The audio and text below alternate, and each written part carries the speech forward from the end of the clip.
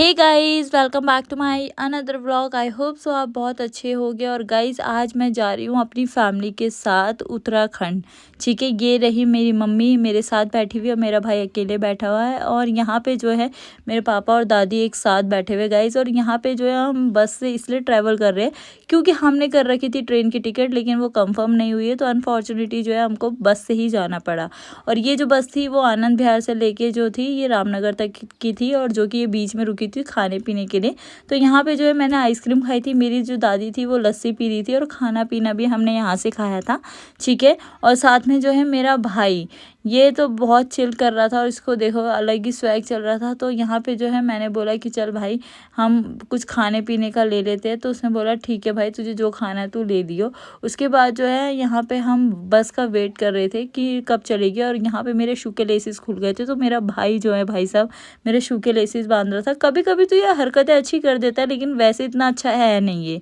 ठीक है, फिर हमारे जो बस है उन्होंने हॉर्न किया, कहा कि चलो भाई अब चलो। फिर हम बैठ गए अपनी बस में। फिर उसके बाद क्या हुआ, हमारी जो बस थी ये सीधा अब हमको उतारेगी रामनगर। और रामनगर के बाद जो है ये तो बहुत सीधा सीधा रास्ता था, तो इतना कुछ खास लगा नहीं, जो कि हमको 5 घंटे लगे थे रामनगर पहुंचने में।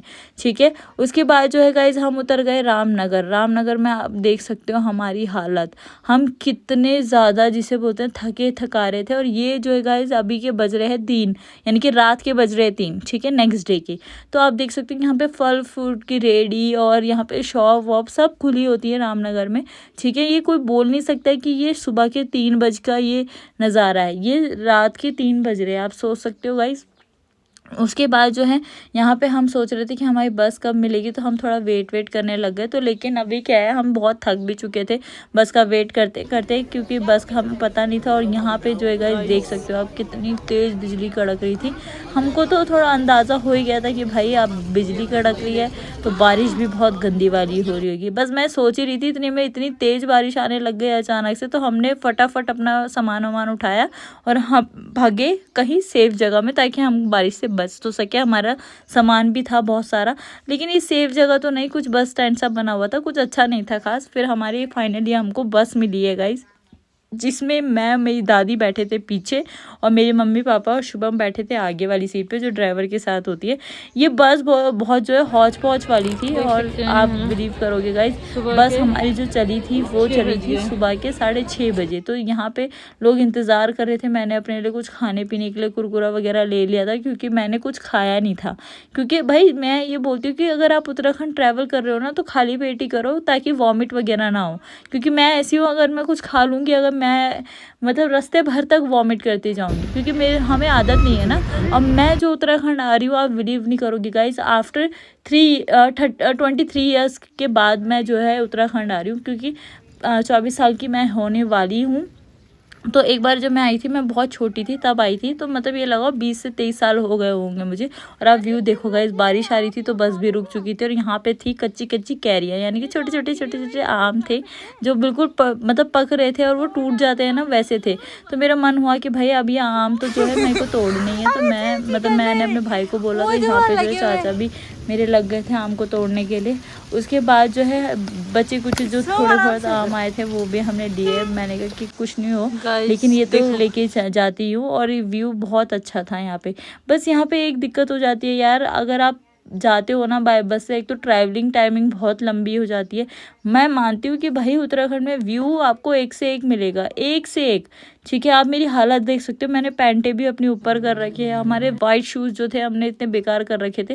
और हमारी जो बस थी वो बीरूखाल में रुकी हुई थी। तो यहाँ पे जो है चाउमीन वाउमीन हमने ली। ठीक है, चाउमीन वाउमीन खाने के लिए, क्योंकि बोलते बहुत अच्छी बनती है, क्योंकि मन भी अजीब सा हो रखा था। फिर उसके बाद हमने टैक्सी करी गाइस, वहाँ से जो है हमारे बीरूखाल जो मेन बाज़ार होता है उधर से जाती है हमारी टैक्सी। और टैक्सी करने के बाद जो है वो हमको डायरेक्टली हमारे घर के पास उतारती है, जो हमको जाना है हमारे गांव। तो ये बैठने का एरिया था। और गांव के लोग यार इतने अच्छे होते हैं यार, उन्होंने मेरे को पैसे दिए सिर्फ ये सुन के कि ये इसकी पोती है, ये इसकी बेटी है, ये बहुत अच्छी लड़की है, मतलब ऐसे करके उन सब ने मेरे को पैसे दिए। भाई मेरे तो मज़े हो गए कि यार कितने स्वीट होते हैं, और सच में बहुत स्वीट होते हैं। और यहाँ पे जो है जैसे हम अपने घर के लिए अंदर एंटर ही कर रहे थे भाई, इतनी तेज बारिश आने लग गई।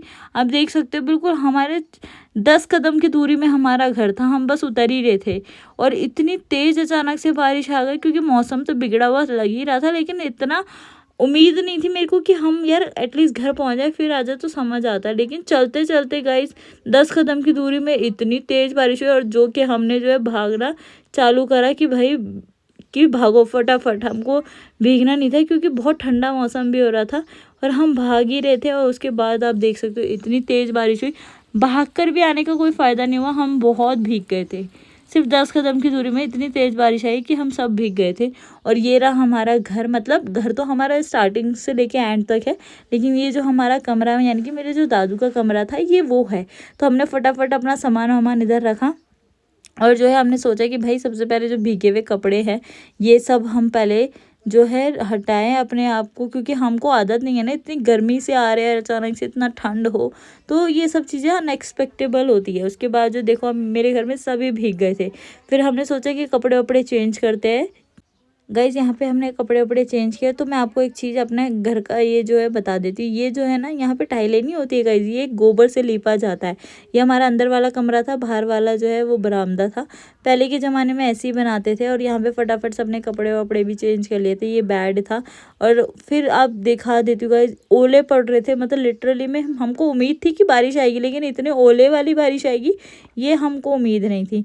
अब देख सकते हो भाई बहुत तेज़ बारिश आ रही थी और इतने मोटे मोटे ओले गिर रहे थे, ठीक है। और मिट्टी की खुशबू जो आ रही थी ना भाई साहब मैं बता नहीं सकती, बहुत अच्छी खुशबू आ रही थी, ठीक है। क्योंकि यहाँ पे जो है सारी चीज़ें ऑर्गेनिक होती है। उसके बाद जो है शाम हुई, क्योंकि आज हमारी थी पूजा, ठीक है। तो शाम हुई और यहाँ पे जो है बारिश की वजह से थोड़ा डिले हो गया था।